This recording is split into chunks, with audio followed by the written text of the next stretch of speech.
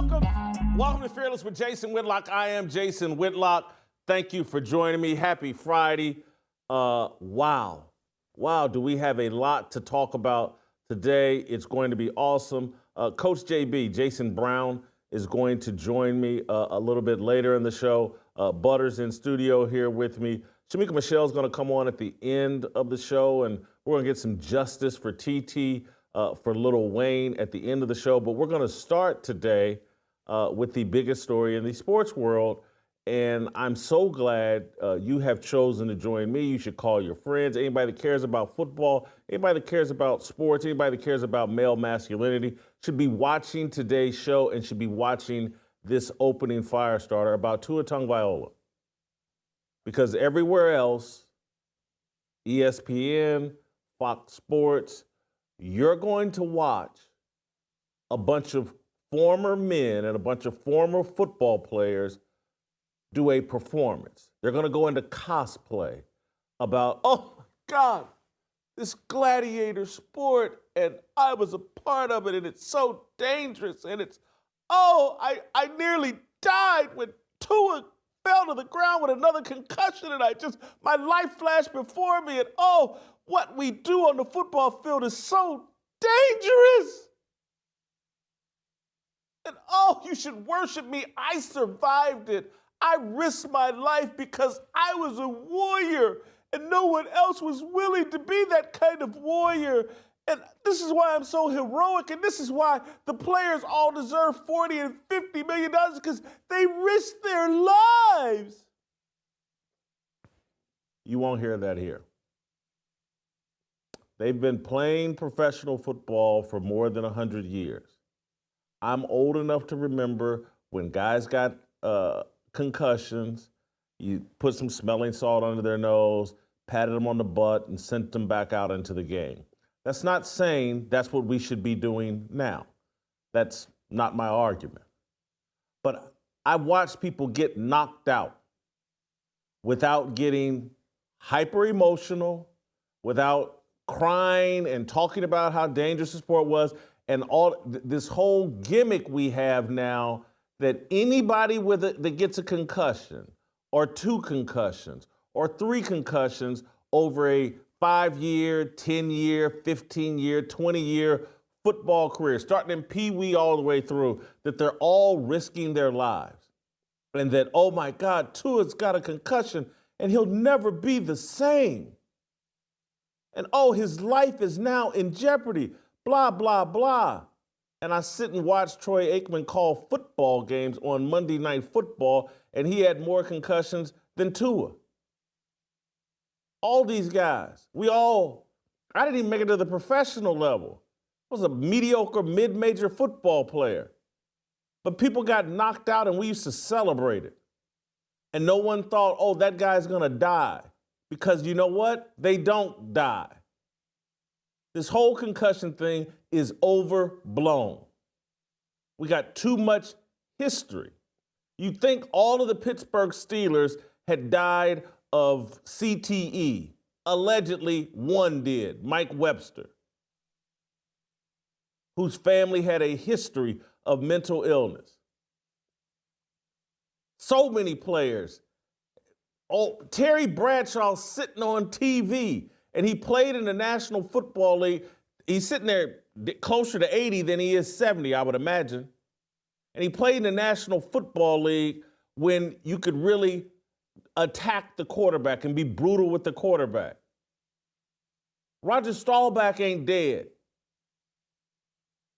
And so we've all bought into this new narrative that they created to destroy football and to destroy masculinity and to make everything softer and more feminine. And the actual football players, former football players, because of their greed and need for fame and wanting to be popular over social media, they sell the lie. Oh, God, Tua. And so everybody, I don't want to sound unsympathetic to Tua. But damn it, I told you 2 years ago, the last time he got knocked out in 2022, I told you this guy is Glass Joe and needs to retire from football. I said that, and I got crushed for it. And it's not, I like Tua. I think Tua is a great young man. I met him at a Steve Clarkson camp years ago when he was just a high school or college kid. Great young man. But he's not built for football. That's what this story is. That wasn't a hard hit last night. Damar Hamlin didn't even hit him. Tua hit Damar Hamlin and fell out. This is about a guy whose body isn't built for football. That's all this is. And that's what the conversation should be about today. Now, oh God, football's so dangerous and I risked my life. And oh, I'm just so concerned about Tua's future. Just go down the list of all the quarterbacks who played in the 1960s and 70s, 1950s. Are they all dead? Do they all have CTE and their lives have been ruined? What percentage of them are we talking about? This is a gimmick. This is a false narrative. This is fake news. This is cosplay. I want to pull out my receipts. Told you what I'm going to replay for you just a bit of what I said in 2022, the last time Tua got knocked out. Play the clip. You don't change football because Tua Tagovailoa is Glass Joe. You guys remember Glass Joe from the Nintendo Punch-Out arcade game? He was a 38-year-old French flyweight with a record of 1 win and 99 losses.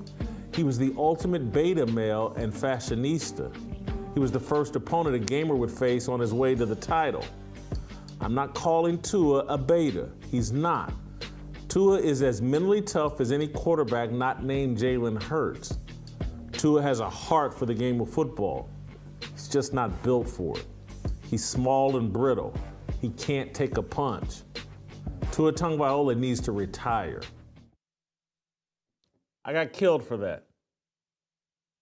Here we are 2 years later, and everybody now saying, oh yeah, Tua maybe should retire, blah, blah. He's not. Let me walk you through all of Tua's injuries since 2018 at Alabama. And you tell me if he's built for football. Broken index finger, during spring ball, required surgery. This is 2018. Later in 2018, knee sprain, played the next week. 2018 quad injury, missed rest of the game, played the next week. 2018 ankle injury, tightrope procedure, played during the college football playoffs. 2019 high ankle sprain, tightrope procedure, missed 1 game. 2019 hip injury, ended college career. That's just in 2 years at Alabama. Now let's move to the NFL. 2020 thumb injury, missed 1 game. 2021 rib fracture, missed 3 games. 2021 fractured index finger, missed 1 game. 2022 back injury, deemed by many a concussion. They called it a back injury, and then of course he came back the next week, or maybe it was just 4 or 5 days later on a Thursday night. Details are fuzzy. Concussion versus the Cincinnati Bengals. That's the big major one. Comes back Miami in 2022. Concussion versus Green Bay, missed the last 3 games. Then now last night. 2023, last year's first time the guy's ever played 17 games, ever played a complete season. He's Glass Joe, and I don't mean that disparagingly. I don't have the body to be a swimmer. I don't have the physical characteristics. So I shouldn't swim. Tua Tagovailoa's got a great arm, and he's a good athlete, but his body can't withstand the punishment in the National Football League, in college football. That was a routine play He, for some reason, ducked his head and drove into Damar Hamlin. But it wasn't some monumental hit, some vicious hit. It's a routine play. He could have protected himself. The entire league has been built around protecting the quarterback. He could have slid. He chose, in a bad decision, to duck his head, got hit a little bit, lost consciousness, froze up. They carried him off the field, or he walked off the field. But now we have to sit on TV and pretend like Tua's life is in jeopardy? Did we do this when Aikman, when LeVar Arrington gave Troy Aikman that final knockout shot? Have we not watched Troy Aikman be, in my opinion, the best football color analyst for the last 15 years?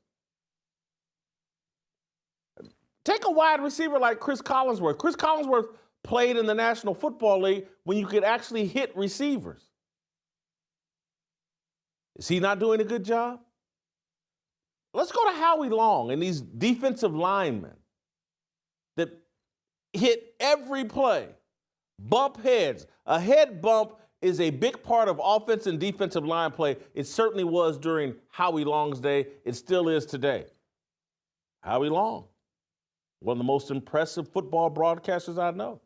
I'm sure he's dealing with some aches and pains from football. But I know too many of these guys. And once you build the narrative, they're like, oh my God, CTE.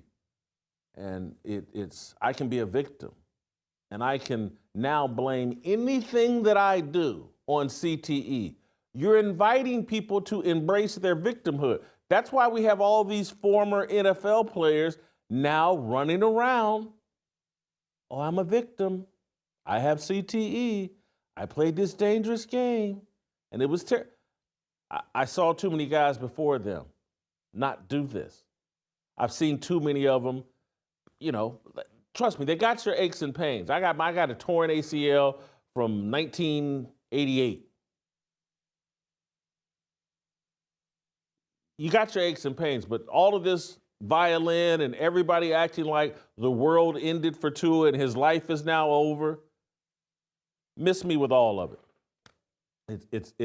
It's a gimmick. It's a false narrative that everyone's bought into because it makes them popular. You can trend over Twitter. Who can give the best, most emotional, overdramatic take on Tua Tagovailoa today? Not going to get it here. I'm not going to buy into the insanity of the demonization of football and I'm not saying it's not a dangerous sport. It is. It's not for wimps. It's not for betas. It's not for the P words. It's not for them. It's not for women or men who, I don't even want to call them because it's just not for everybody. Not everybody's body, because there's no punk in Tua. His body's just not built for football. It's, and I say this respectfully, not even trying to take a shot. I'm not trying to crack a joke, but it's like butter. He's not built for football. He's a country singer. That's the cards he got dealt. They're good cards. You should meet Butter's wife. I mean, wow, he played a hell of a hand. I gotta give you credit. But he's not a football player. So I'm going to now really get myself in trouble by going here. But these are my thoughts about what happened to the Miami Dolphins last night. They have spent the past week, or the past 5 days, putting a lot of negative energy into the air. A lot. And I'm talking about from ownership on down. I'm not talking about just the players. The ownership co-signed the negativity and the insanity of the false Tyreek Hill narrative. They've been trying. Tyreek Hill has been using all of this fake BS sympathy over a traffic stop that he provoked and he mishandled to try to cost some police officer his job. And ownership of the Dolphins, the head coach of the Dolphins, Mike McDaniel, the media, Tua's teammates, have all participated in trying to destroy a police officer who got a little frustrated because one of the most irresponsible people on the planet, and I'm not exaggerating when I say that, Tyreek Hill is one of the most irresponsible people on the planet. He mishandled a traffic stop, and now he's got everybody ganging up on some police officer that makes $80,000, $90,000, $100,000 a year and trying to get him fired. And his teammates jumped in on it. You want to talk about an abuse of power, leverage, popularity? We're looking at it at the way the Miami Dolphins have handled Tyreek Hill getting pulled over for speeding and then refusing common sense instructions from the police. The man's rolling up his window that are blackout tinted. You can't see inside, and you're wondering why the police got frustrated?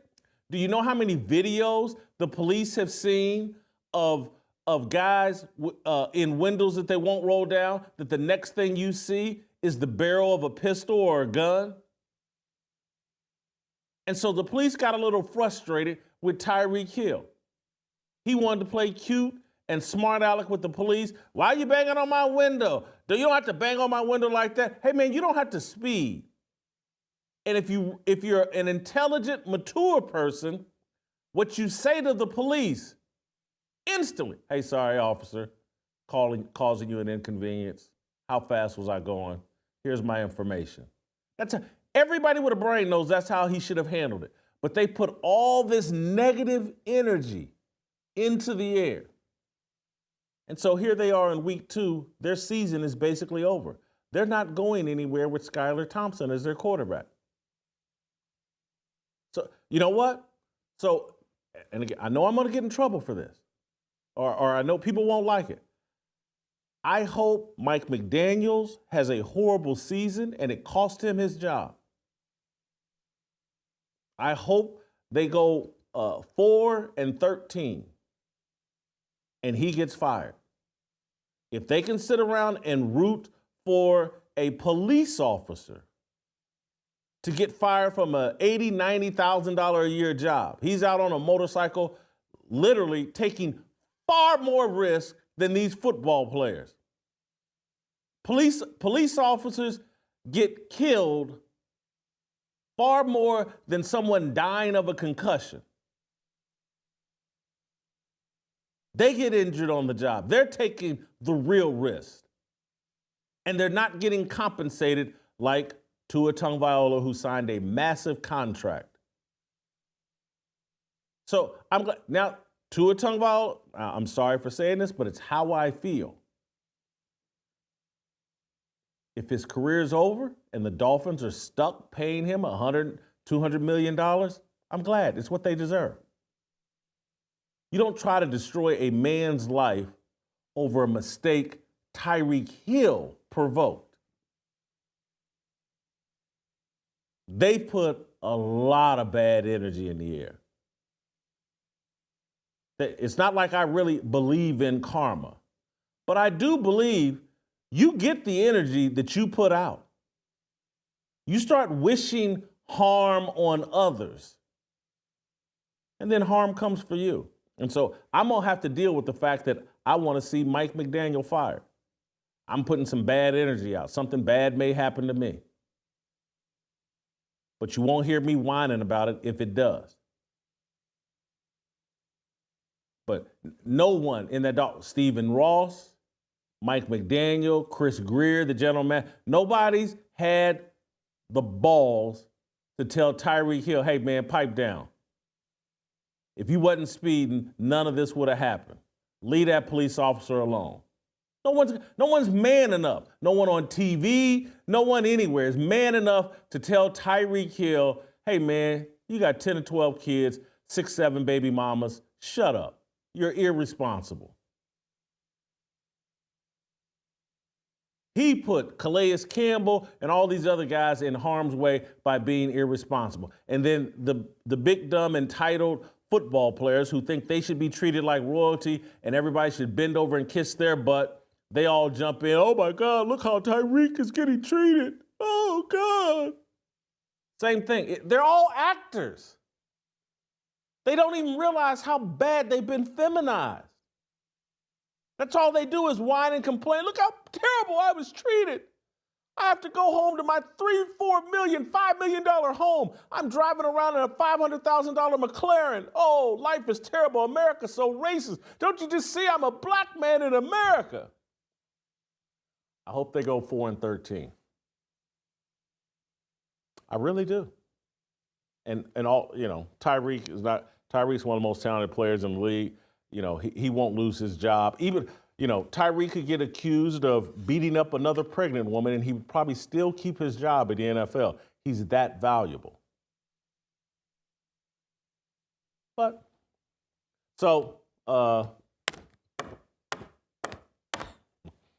think that's all I want to say on that. We'll get into the game a little bit. The Bills won the game easily. They were up big when Tua got hurt.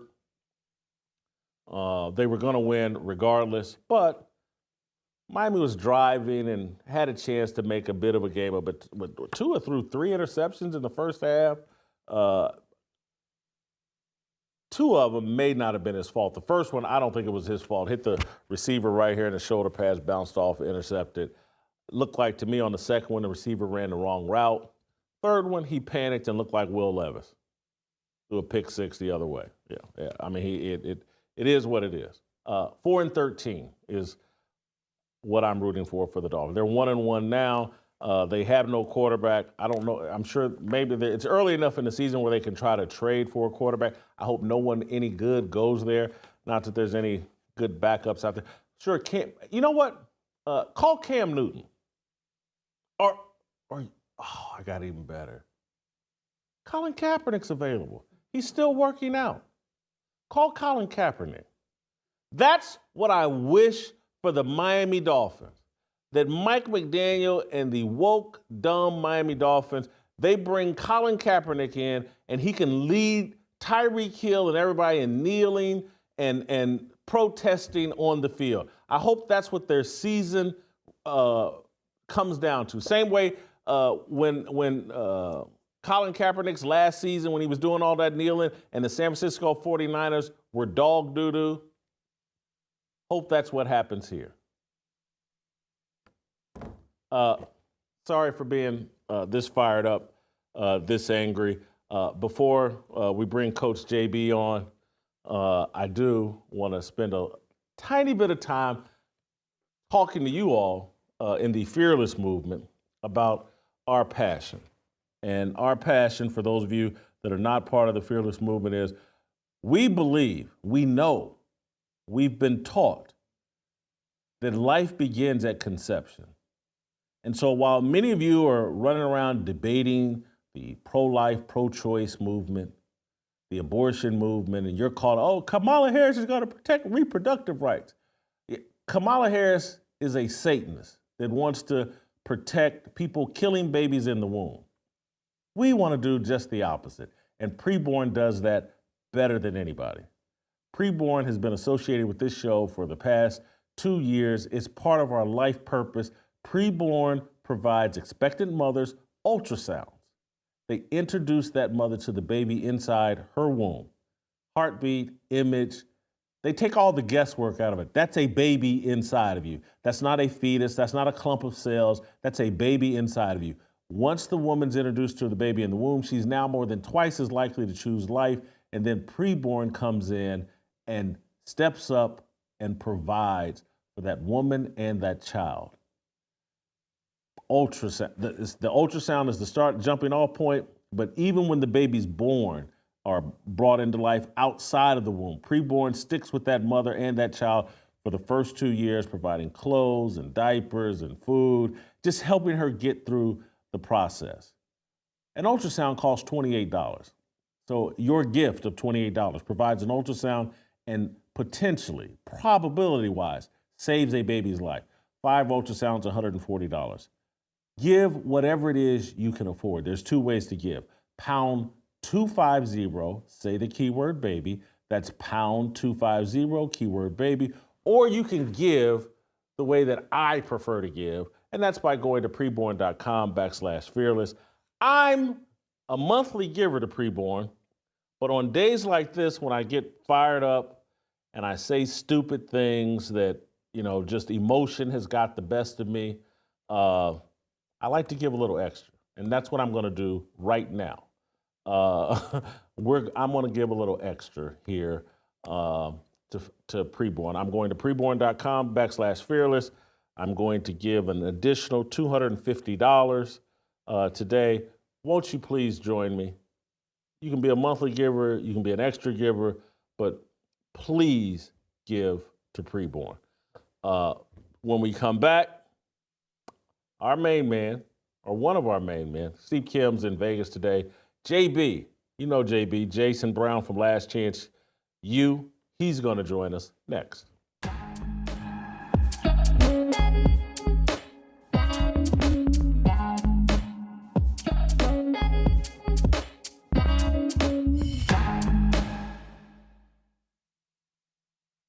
We will be in Canada. Canada?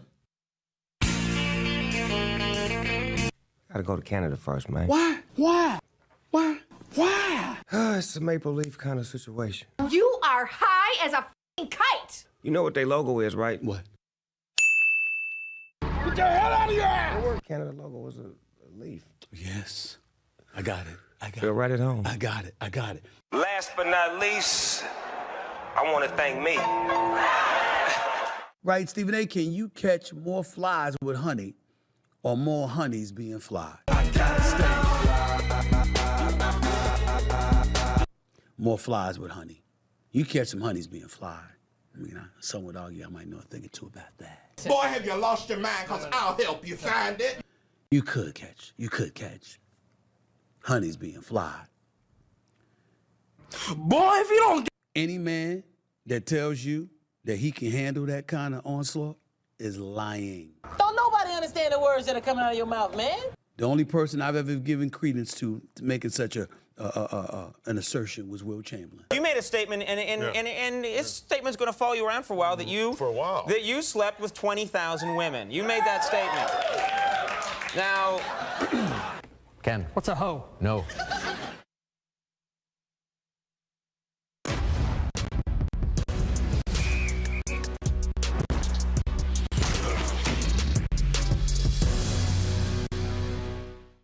All right, welcome back. I was almost done. Yeah, my payment is processing right now to Preborn. Time for Coach JB. JB, welcome back to the show. JB, I'm fired up and just went off about all this cosplay going on about how dangerous football is, and everybody's throwing a funeral for Tua Tagovailoa. I think it's over the top. I think it's unnecessary. I've seen too many football players, from Troy Aikman to a Terry Bradshaw to a bunch of others, get beat up in football and be just fine. I think there's a bit of an overreaction to what happened last night. Tua Tagovailoa is too brittle for professional football. That's the real story.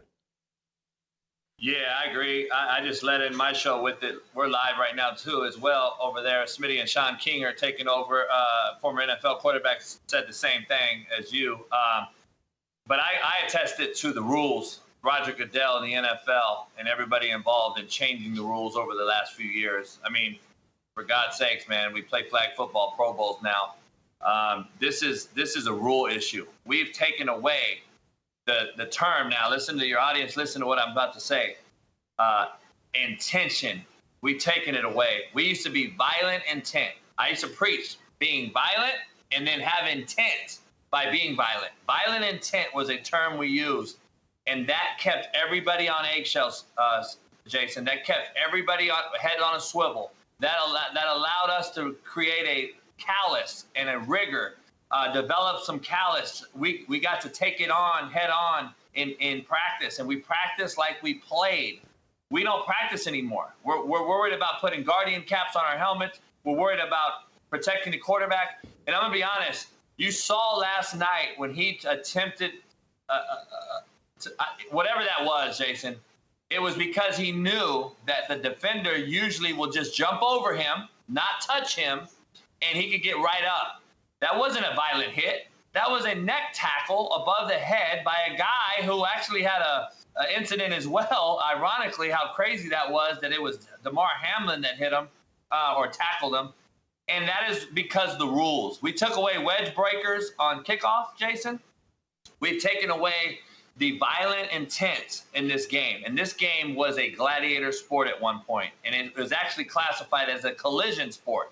There's only two in the world, Jason, rugby and football. And it's no longer a collision sport.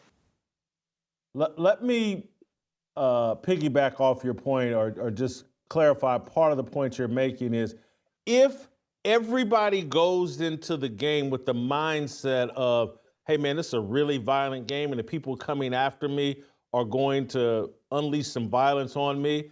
If Tua's mindset was locked in on that, he would have slid rather than dove in head first. That's your real point. Now, guys aren't protecting themselves as smartly as they would if the game were still played properly.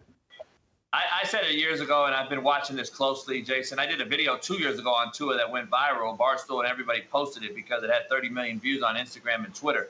I posted the second incident that Tua had in 2022. And I believe that's the video you saw, and then you brought me on your show right after that. And I said, this is a mockery. Roger Goodell lied to that man and everyone else involved when he said that it was a back injury on the first injury, when everyone and their mom knew that played the position as I did, Sean King did, and Sean Salisbury, who's on my show. We saw that head bounce off that turf. We knew that was a concussion. We've had it happen to us as quarterbacks. That wasn't a back injury. And for you to lie to the public like that set this man up for failure to start. Then he gets hit a second time and he gets concussed, and he does the hand issue, the neurological issues you saw. And then you're sitting there like, we're really going to listen to you lie to the public when you preach player safety every single day as the commissioner who's making exorbitant amounts of money off these players? It makes no sense. It blows my mind. But again, I was deemed as a hater and being negative. No, it's actually the truth. That's what hurts us nowadays. The truth hurts everybody nowadays. You can't say it. And this man right here has been set up for failure, and he's just not a very good quarterback to start with. And this is why I say you cannot pay these guys this money after just 1 or 2 years. Look at Jordan Love. Knock on wood, I hope he's all right, but I wouldn't have paid him after 1 year. I need to see some consistency at this position. And this is why you see Patrick Mahomes, your guy, take 3 extra steps, Jason, and he knows that the linebacker's already slowed down and won't hit him. So guess what he does? He takes these 3 extra steps and puts the ball out, and you've seen Patrick Mahomes do it more than anybody because he knows he won't get hit. And back in the day, we would have said, hit that dude. Even if it's out of bounds, we'll take the 15-yarder. Nowadays, these guys have it ingrained in them that we're not going to get hit. It's not violent for us, and we'll still make more money than we've ever had before. You mentioned Troy Aikman and Steve Young and these other guys who retired early. Luckily, they got to play many years. Tua hasn't hit that. This is year 5 for him. Aikman and Steve obviously played a lot longer, and they also had success in winning Super Bowls. But this guy, Tua, is not going to get there. And I started my poll question off like, if you're Tua, fill in the blank. Like, if you're Tua, what do you do? Like, what do you do? And JB, this is out of his hands at this point. The Dolphins can't let him back on the field because if he gets hurt, then he gets to sue them as well. And they've already. Let me cut you off. I had a doctor, Dr. Jesse Morris, who's on my show every Monday and Friday, who's a former NFL doctor, and he does all this stuff, and he's in Miami. And he said this is the problem, though, because he got out of the NFL because of this. I'm about to drop a little bit of news on you. This is going to be crazy. He got out of the NFL as a doctor because of one reason. Who do the doctors in the NFL work for? Who do the neurologists work for? The owners. And if Tua walks away, Jason, he doesn't get paid. The NFL has to make him not work anymore. They're going to have to say, you can't play no more, and he gets his money. If Tua goes in there and absolutely agrees, okay, I'm done, They don't have to pay that man. They don't have to pay that man what they owe him. And that's why this is a catch-22 double-edged sword the NFL has created. Again, the judge, the jury, and the executioner. That's who the NFL is. And they won't take care of their former players. The health care for the NFL is a joke and a mockery. It's not anywhere near baseball, basketball, or any of these other major sports as far as after your career is over. The NFL doesn't care about you. And this is why you have these issues. Look at Junior Seau. We don't want to see another Polynesian, by the way, in Junior Seau issue with Tua. But guess what? If he walks away, Jason, he doesn't get that money. So who's going to force him out? The neurologist that works for the NFL club? No. Because the owner's going to say, I just paid this guy $220 million. I'm going to lose my rear end. So this is, again, the NFL has clearly thought this out, and this is a meat market, and the players are the piece of meat in that market. I might have to do some research on that before I push back any further, JB. Mike McDaniel, I want to talk about him a little bit. Let's say, Skylar Thompson's not going to take them anywhere, and I know they got great wide receivers and speed everywhere, but, this could really go sideways. This could be 6-11 or, in anything at 4-13. Is Mike McDaniel's job in any type of jeopardy? He's 1-5 against, I think, the Bills. His overall record 21-17, or does he now get a free pass this season? He's 0-11 on the road in cold weather games. That's a definition of insanity, because we think Tua is the guy when he's 0-11 in cold weather. Once you leave 85-degree Miami year-round weather, you go up north and have to play in the rain, snow, and sleet in December and expect to go to a Super Bowl is asinine to me. It's a definition of insanity. Here's the issue. Should have never been hired, but I'm the hater. This guy was a book pusher, an accountant, to say the least. He's an Excel spreadsheet creator, and anyone thinks he was running the offense in the 49ers in Frisco just don't know football and don't understand how this business works. This business is to promote, and Shanahan understands it. He knew it. I'll title this guy as my OC. That'll get him a head job in this league. But understand something. The guy in Minnesota right now, he didn't call the offense in L.A. with the Rams either. That's Sean McVay's offense. He calls every play. Andy Reid, guess what he does? Calls every play. Not Eric Bieniemy, contrary to all your beliefs out there. These guys don't call the plays. They are titled offensive coordinators, contrary to everyone out there's belief. This guy was a spreadsheet creator who created analytics for the run game in San Francisco. I know it to be fact. And we hire these guys for that reason. And this is not the era of Bill Parcells, Bill Cowher, Bill Belichick, and these guys that used to spit tobacco and get after their players. This is a guy that wears capri pants and vapes on the sideline and is just not a serious guy, Jason. How do you take this guy as a serious head coach on your sideline when Tua throws his second pick, one of them being a six-pack pick, and then smiling on the sideline, everything's fine, hunky-dory, but knowing I'm 0-11 on the road in cold weather? It's sorry, Bill Parcells isn't smiling on the sideline with Tua after he threw a pick six. I think you and I both agree to that one. The game has changed. That's why we're playing flag football, Pro Bowls, and why women are coaching NFL men. It's changed, and it's a sad day. And I just don't think this is conducive for success. I want to stay on this topic, but I'm going to bring Kirk Herbstreit into this conversation. And I reluctantly, JB, I got to give you credit. You were first in on this conversation. Now everybody seems to be in on it. You were saying this 2 years ago at least. But here's Kirk Herbstreit taking a dump on NFL quarterback play. Let's play the clip.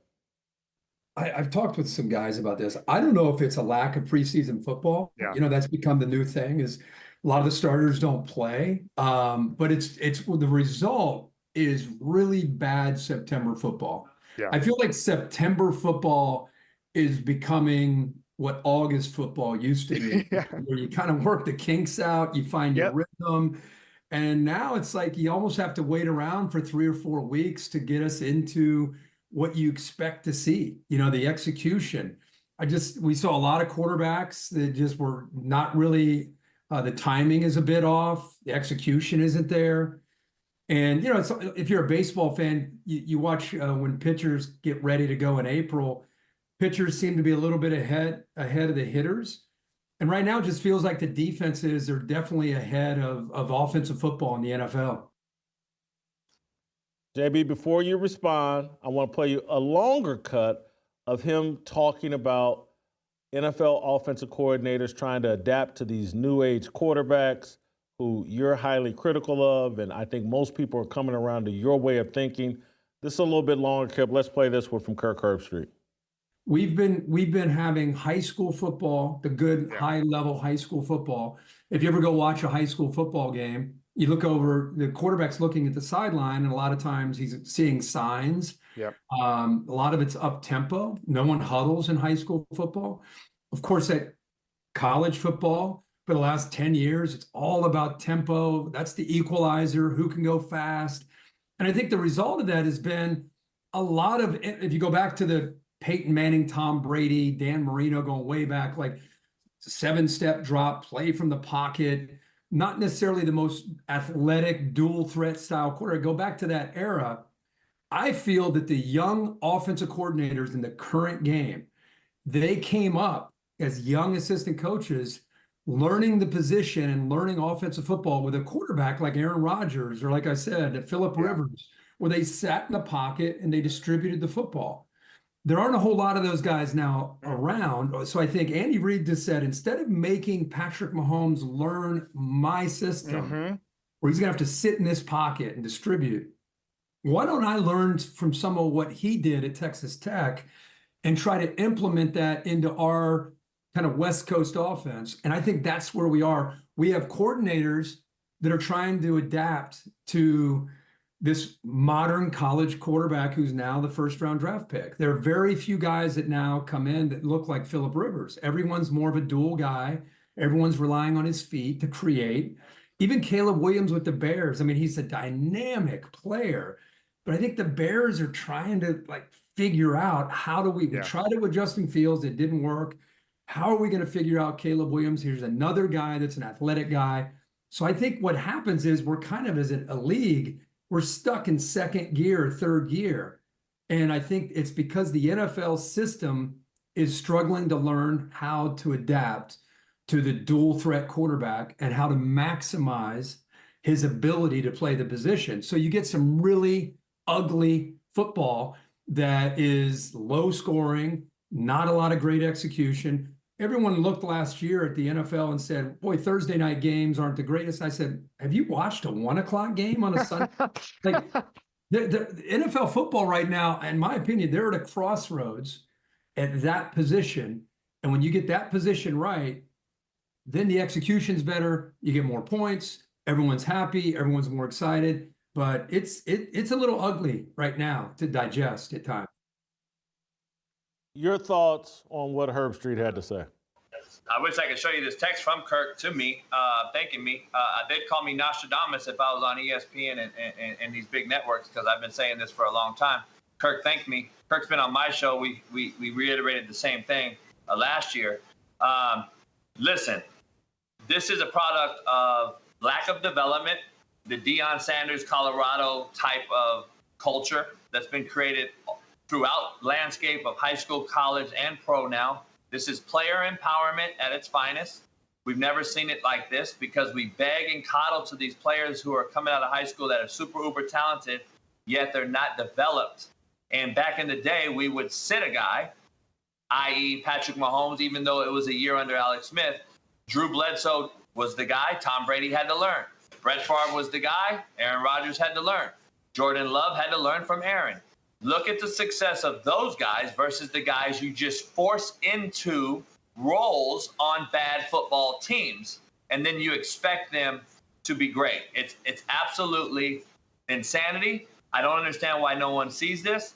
This is if you watch the game last night, it's dink and dunk. Even the greats like Patrick Mahomes is a product of the system. It's not that we're sitting there hitting our fifth step, driving the football in the middle of the teeth of the coverage. You don't see it by anyone no more. I argue that there's not 3 or 4 or 5. I don't see one elite quarterback in the NFL right now. Not one.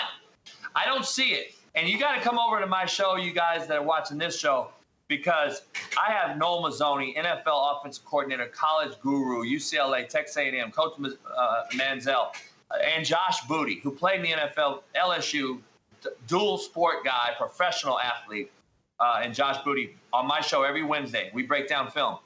And they're saying the same stuff. Like, take it from guys that actually coached it and played it. This NFL is not what you guys think, because fantasy football controls your minds now.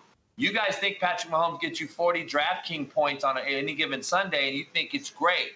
You don't really watch the film and see a shovel pass and a 10-yard pass that goes for 80, and he gets a bunch of points on your DraftKings board, and now everyone thinks it's great play. It's not great play. Just watch it, man. Last week alone, Jason, it was the lowest, the bottom 5 lowest ever average yards per game amongst all quarterbacks. 183 yards per game average in the NFL. We had 16 quarterbacks last week, Jason, throw for under 200 yards. When have you ever seen that in the NFL? And if you watched the game last night, go ahead and watch it and see dink, dunk, screen. Jason, Mike McDaniel in the last 2 minutes of the first half had timeouts and was throwing screen balls minus 30-yard line. And why did you not see a 5th step dig route, 5th step comeback, 5th step post route? What is going on? But what do I know? I'm just a negative Nancy on the porch screaming at the clouds. No, this is what you have. This is the football of our new generation. There is no more Dan Marino's, John Elway's, Troy Aikman, Steve Young's, Joe Montana's, Tom Brady's. Sorry. This is the new athlete because we coddle to them, Jason, in college and high school. We refuse to coach them, and you either coach it, Jason, or you allow it.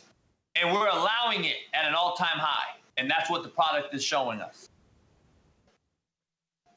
You referenced Johnny Manziel. That's a good segue into how things have changed so quickly at Colorado and the narrative on Shedeur Sanders.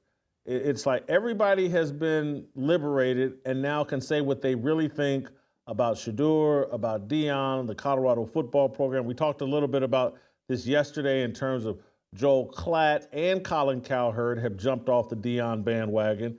And now someone like Johnny Manziel feels comfortable, given his history, feels comfortable enough to tell the truth and talk about what he sees from Shedeur Sanders and all the finger pointing and Shedeur not taking responsibility. Let's play that clip.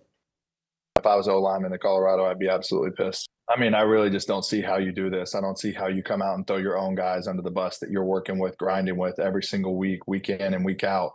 You know, if I'm looking at that game, I know early on in the game, I know one thing you don't do from a quarterback perspective is throw a hitch route, you know, late and on the inside for a pick six. So, I mean, there's a lot of blame there in that throw that Shedeur made as well that turned into a pick six early in the game and really got things, you know, started for Nebraska. So this is something you don't do. I mean, your guys are your guys.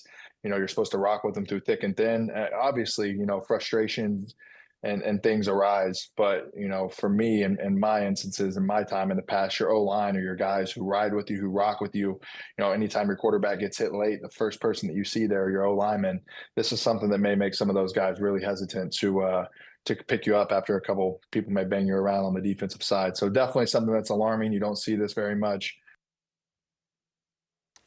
Johnny Manziel, does he have any credibility to say this? Is he 100% on target? Yeah, he's 100% on target. I don't know if he has credibility or not, but the truth is the truth, and that's what people don't understand. The truth is still the truth. It doesn't matter who says it, when it's said. If it's the truth, it's the truth. I said it on Monday. First of all, you can talk that talk, but you don't walk the walk. You have no humility. You can talk all that, and then in defense, you should have some sort of humility. He should have absolutely, first of all, shook the hands of everybody at Nebraska and ate some crow as the leader, as the figure, face, head of that program and possibly college football, being Deion's son. Walking off the field is just the worst look possible. And then you go in there immediately and throw your O-line under the bus. People give me grief because I came out and said it on Monday's show. And I'm like, you never played quarterback. You have no idea what that locker room's like. I don't care how bad my O-line was. I fed them every Friday, Jason, before the game, and I praised them every Saturday after the game. That is what you do as a quarterback. I'm sorry. I don't understand where this has been. Why is it's even a debate? It's not. It's only a debate by the Twitter gurus who have no clue about playing or coaching this position or game. And that's what it is. It's, again, the fantasy footballers out there who never played, who work at Walmart and bag our groceries. That is the problem we have. And, again, this guy walked off the field. I would have sent a coach to go grab him, if I'm the head coach. And in fairness to Deion, he's in a trick bag, man. He's in a very bad, peculiar situation as being the daddy of this man and the head coach. Because I don't believe Deion thinks this way. 90% of the ways what we see, I don't think Deion thinks that way. Sean King's on my show right now with Smitty on my show right now as we speak. And he knows Deion. And he is on our side with this. He's like, Deion don't think that way, but this man is 25 years old, or however old Shedeur is, 24. He's a grown man now set in his ways. How do you change that when you've given him $4 million, a house, a Bentley, and all? How do you change it now as the father, and he's your quarterback, and you put both feet in on this one? Deion has both feet in on Shedeur and praising him every day as the Heisman guy and #1 pick and all this stuff, when in theory, Travis Hunter is your guy, and I'd be thinking of ways to get him the football as much as possible in the run game, pass game, screen game, reverse game, everything I can do. That is the truth of the matter, and he's in a very bad situation there. Shedeur, every time he speaks, his draft stock goes down. And if I'm Deion Sanders, I keep him off the podium. I'm less sympathetic towards Deion. I think Shedeur is a direct reflection of Deion. He's exactly who his daddy raised him to be. Don't think you can separate the two. This Saturday night. Yeah. Saturday night, Colorado State. Colorado State's actually talking pretty boldly and confidently, which is, pretty fascinating. Different, Deion last year allegedly fed off of all the negative energy or people talking smack.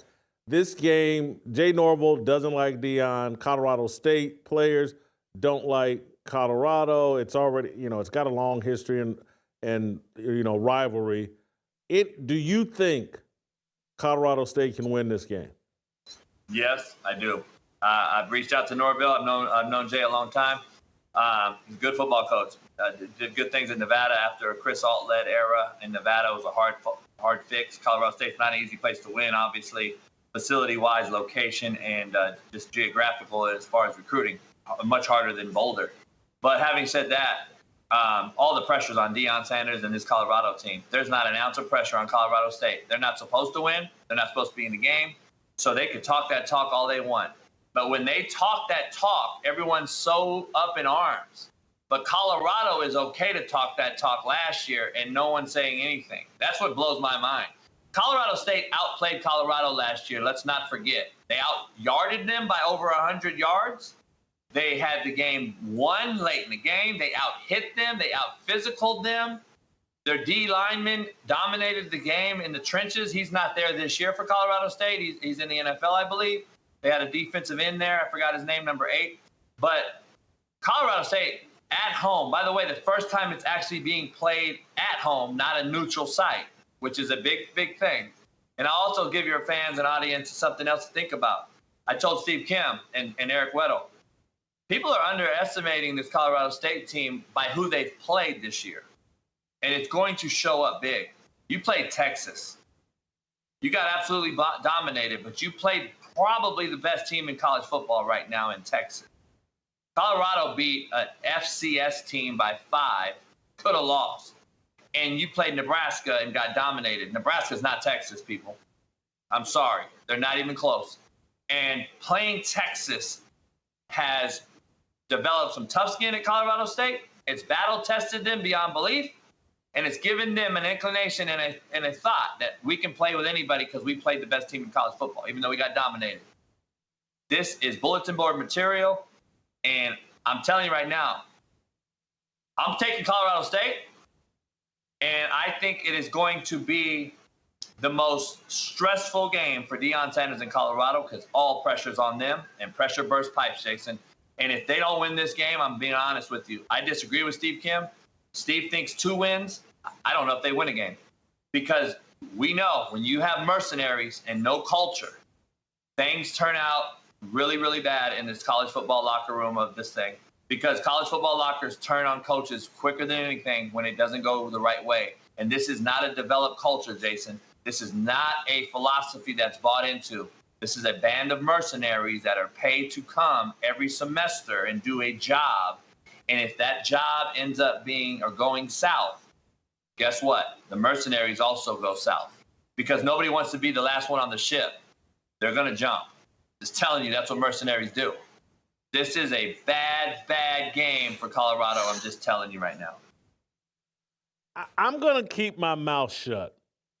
And because I probably lean the other way in terms of Deion back to the wall, team back to the wall, kids sitting there like, oh my God, if we lose this game, man, we got, 3 more months of no purpose football after a 1-2 start. I lean the other way. But I don't want to say too much. I'd rather just enjoy Saturday night, regardless of who wins. But I do think it's going to be interesting. It'll probably be a close game. Finally, want to turn to the NFL and the best game of the NFL weekend, in my opinion.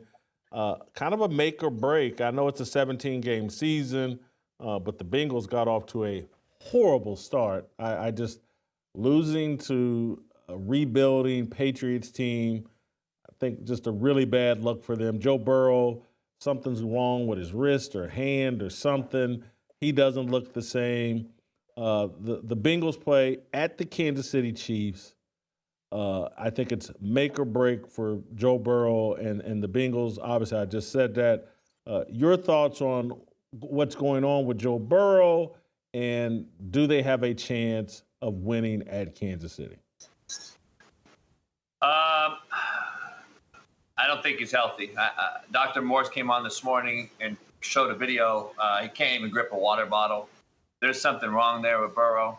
And I think people are holding on to Burrow and the Super Bowl longer than they should. I said early this year, I go, this could be the end of Joe Burrow as we knew him or know him. He's aged seemingly overnight in front of our very eyes. If you haven't, and that's coming from a quarterback who coaches it and played it, and everyone that I speak to that played it and coach it at the highest level, he's aged overnight. This comes from a player's son, a coach's son. This is a coach's. He has a dad as a coach, and great coach. I've known him a long time. University of Ohio. Jason, I'm worried that this guy was, at the time, maybe the best ball spinner in football at one moment just a couple years ago. The only guy to go in and beat Arrowhead, beat Mahomes in Arrowhead. He beat Mahomes, I think, 3 out of 4. A guy that Josh Allen can't beat, no one else can beat. Burrow was the guy, and I believe that time has came and gone. If you don't practice with your receivers all year because of contract negotiations and all this old stuff, you don't have T. Higgins, by the way. And the biggest loss of all of them is a guy named Mixon, who left there, who was his safety blanket in the flats and gets it out and got the ball to when he had to rest with a bad O-line. By the way, Jason, Joe Burrow still got sacked more than anybody in the NFL last week. He got sacked 6 times, more than any other quarterback in the NFL. This is the problem. Mixon ran the ball 30 times for Houston last week in his debut. 30 times you missed that guy in Cincinnati in their first game with a lame duck wide receiver in Jamar Chase, who doesn't want to be there right now. All this old stuff. I don't see it going well for Cincinnati going forward. Can they win? Sure. Anyone can win in the NFL anywhere, but bigger picture, that Super Bowl window came and gone, and I think that team is really, really has some holes to fill, and I don't know if they can. I think what a lot of people forget is, like, Joe Burrow briefly removed the stench or the belief that, like, hey, this is the least funded professional team in the National Football League. They do everything on the cheap, and everyone's kind of forgotten, like, hey, this is a bad organization that Carson Palmer said was telling Joe Burrow, don't go to Cincinnati, don't, try to manipulate the draft so you don't end up there. And I think maybe those Bengals are back. They were never able to dress up that offensive line enough to provide. They got a franchise quarterback. Give him the tools that he needs to be that guy. They haven't been able to do it. Now, look, they went to a Super Bowl, and then did they play in the AFC Championship again the next year? So they had some success, but I tend to agree with you. I think the window perhaps is closed. And like a lot of these diva wide receivers, I think part of Jamar Chase's problem is no different than Stephon Diggs, who won it out of Buffalo. These guys want to be in major cities with good strip clubs. And Cincinnati's not one of those. I'm just keeping it real to tell you how these guys think. And so the difference, the difference is, I said it on my show 6 months ago, addition by subtraction is a real thing. And Stephon Diggs, shout out to him. He had 2 touchdowns in Houston as his debut, but Josh Allen looks so free and stress-free because he doesn't have to deal with this prima donna over there wanting the ball every 5 seconds. And you saw it last night with Keon Coleman, the rookie kid who he shined on last night in the game. He had no touches, no targets, and it's Josh Allen's team, and he's letting it be known. And I think it's dangerous for the NFL because I'm betting my money on Josh Allen to win MVP. I'm telling you guys right now, I'd bet money on it if you're a bettor, because I'm just telling you, he is now playing free. He is Superman athletically. He's John Elway-esque, and I think he's the guy that can actually play free now. And they run the football now with Cook, and they play defense, and you've seen it. I think Josh Allen's scary right now without Stephon Diggs, and I think he can mold Shakir into a great slot receiver, and I think you get the rookie Coleman going and use those tight ends and Knox and Dalton, or Knox, I believe the tight end, and the other one, I forgot his name, but they're 2 good tight ends, and run the football, man. I think it's good for football to see Josh Allen and the Buffalo Bills be formidable. And they've dominated that Eastern Conference and the AFC East for a long time. And Miami and Tua just look exactly like they did when they walked off the field last year. Soft, no heart, and soft. JB, thank you for making the time. I appreciate it. I owe you. Great job as always. We're going to bring Shamika Michelle on in here in a second. But, hey, for you guys out there looking for alternative currency, we all are, because, we're all afraid of what's going on with the dollar and all that. Well, for the first time in human history, you can spend physical gold on small transactions, such as a smoothie, while using the same type of money for large transactions, such as home renovations. Something I'm going through right now. You can do this thanks to Alpine Gold. It's a precious metal IRA. Alpine Gold offers gold leases that pay you in gold. Everyone is eligible to start with returns of up to 3.5% average per year. The Goldback is the world's first physical, interchangeable gold money that is designed to accommodate even small transactions. Goldbacks do not need someone else's approval to spend, do not specify where they can be spent or what they can be spent on, and the Goldbacks are anonymous. To learn more about Goldbacks and Alpine Gold, visit alpinegold.com and use the promo code FEARLESS to receive free shipping on orders of more than $200. That's alpinegold.com and the promo code FEARLESS. Justice for TT and Lil Wayne. Next.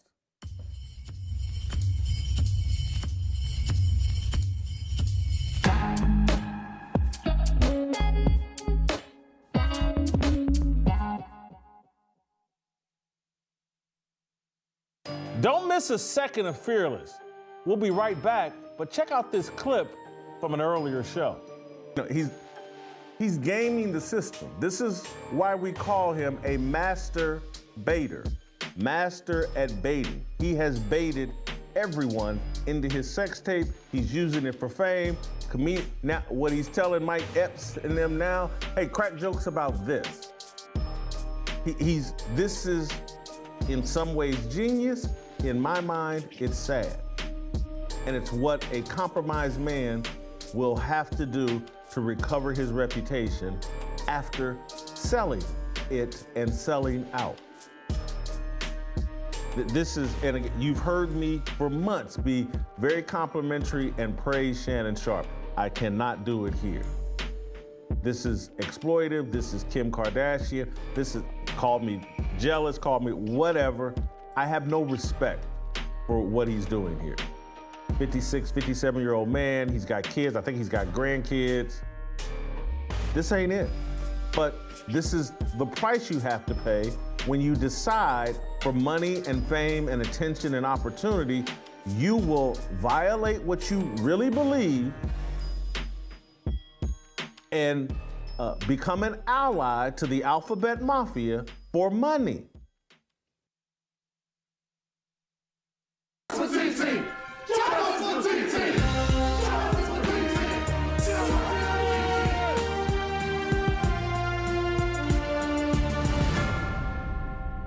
All right, welcome back. We got to get some justice for TT. For those of you that have never seen the movie The Jones Plantation, you got to watch it. It's available on Amazon, costs you just $4. Watch the movie The Jones Plantation, and you'll understand why we want justice for TT. And TT today is the rapper Lil Wayne. Shamika, Lil Wayne is upset, and he's been told to be upset about the fact that Kendrick Lamar will be the halftime performer at the Super Bowl in New Orleans in 2025. And Lil Wayne's melting down about it. Other people are melting down about it. How could Lil Wayne's from New Orleans? He should be rapping there, blah, blah, blah. These rappers now all feel entitled to be the Super Bowl halftime performer if it's in their city. I don't get it, but before I get your comments, I want let's take a listen to Lil Wayne talking about being hurt that he's not the Super Bowl halftime performer. That hurt a lot. You know what I'm talking about, it hurt a whole lot. I blame myself for not being mentally prepared for a letdown. And for just automatically mentally putting myself in that position like somebody told me that was my position. So I blame myself for that, but I thought that was nothing, I thought that was nothing better than that spot and that stage and that platform in my city. And so it hurt a whole lot. But y'all are amazing. It made me feel like shit not getting this opportunity. And when I felt like shit, you guys reminded me that I ain't shit without y'all. And that's an amazing reality. So, like I said, it broke me, and I'm just trying to put me back together, but my God, have you all helped me. Thanks to all my peers, my friends, my family, my homies on sports television, everybody repping me. I really appreciate that. I really do. I feel like I let all of y'all down by not getting that opportunity. But I'm working on me, and I'm working. So, thank you. He did not get the halftime show, and he's a broke man. Shamika, your thoughts? This is justice for Weezy. Justice for Weezy. I didn't have him changing the lyrics to every time I come around the city, a teeny on my 2024 bingo card, but here we are. And Jason, I actually feel sorry for him, but not because he didn't get the halftime performance, but because he had fame, fortune, but no father. Listen to this man talk. He's sounding like the Tin Man and looking like Auntie M. he was broken long before he didn't get the halftime Super Bowl show. And it's because he has not had the direction and the guidance. He sounds like he's been sipping on scissor right before he went live. And this is what we have. I feel sorry for him, but not because of the Super Bowl, but because he's lacked direction and guidance. And I thought he was a great talent. He still is, I guess, but we haven't seen him in forever. Yeah, I think he was probably on lean while he was making this video. Butter, having been a performer, have you ever been broken by not getting a Super Bowl halftime performance call? No, I think I actually broke some people by getting the call. Well, no, you mean I've never done anything like that. But I will have to say, I can appreciate that he really wanted it. Like, I felt like that was a heartfelt thing. I'm not sure, that he's not justified in it, being from there and whatnot, but I feel a little compassion for him. Okay, let's say the Super Bowl came to Nashville. Would every country music artist feel like, would Jason Aldean or George Strait or I don't know, Riley Green, would they all, hey, that should be me, that should be me? And they'd probably give it to a rapper because it's Jay-Z and he doesn't know any, or he'd give it to Beyonce. Beyonce put out a country music album, she'll be the voice of, if the Super Bowl's here in Nashville. I don't know how many big time, rap artists are from Louisiana or from that area. It felt like a hometown thing to him.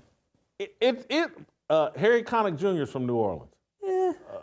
I know Louis Armstrong's dead, but he's from New Orleans. Jelly Roll.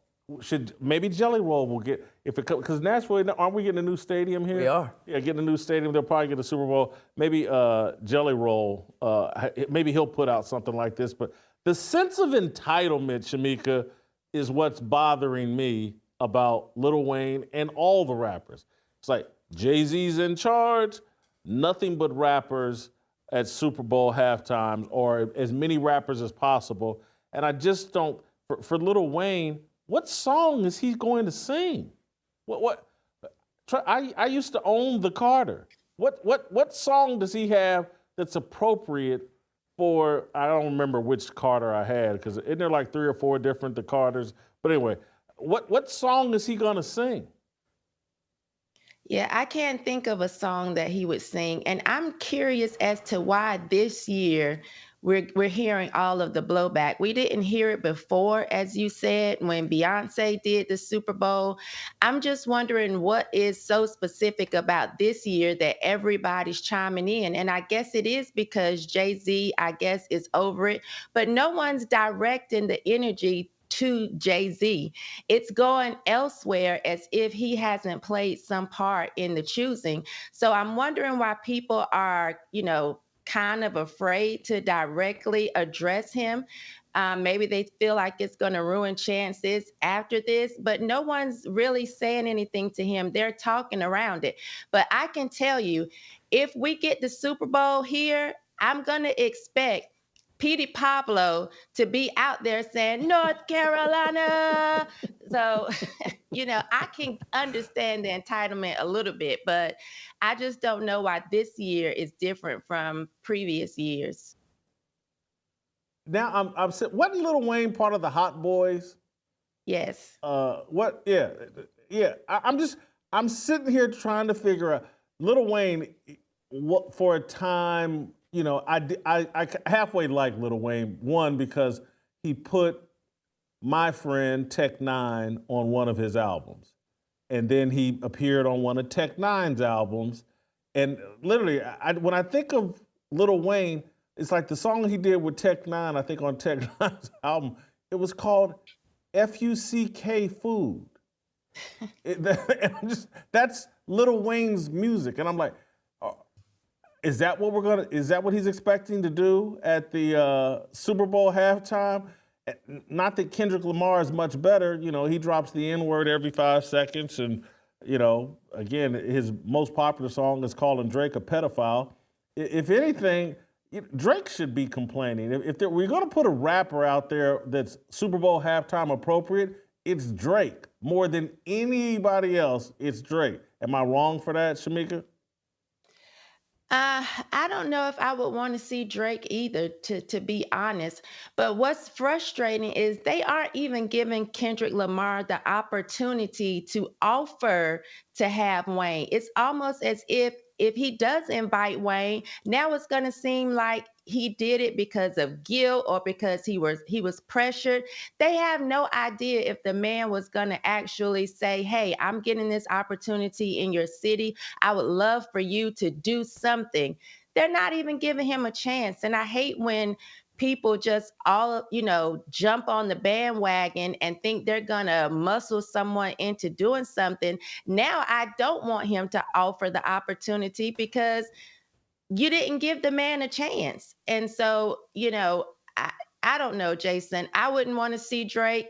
I would rather see Wayne, but, Chris Brown's not doing it, so I could not care less. I know I'm going to get in trouble but I'm trying. I done called up a hot boy. I'm a hot boy. Yeah, this is not Super Bowl appropriate. None of it is. Thank you, Shamika. Great job as always. We'll see you next week. Butter, you got any final thoughts? Anything happened this week, today, that I didn't give you a chance to comment on? Aren't you friends with Mike Brown or something? Paul Brown Jr. Oh. Mike's son. So I'm pulling for the Bengals, pulling for Joe Burrow. You had it rolling today, buddy. Yeah, I did. We'll play tomorrow. We'll see you next week. Striking like a ladder, making all this moves for freedom. I want freedom. No negotiation, my sister, no relation. We all just wanna have freedom. Sitting on the corner, never been alone. I'm breaking my back for freedom. Blessed, we are living, get back. We are receiving, all deceiving. We all wanna be free. We want freedom. I wanna be, I just want, I wanna be, I just want, I wanna be, I just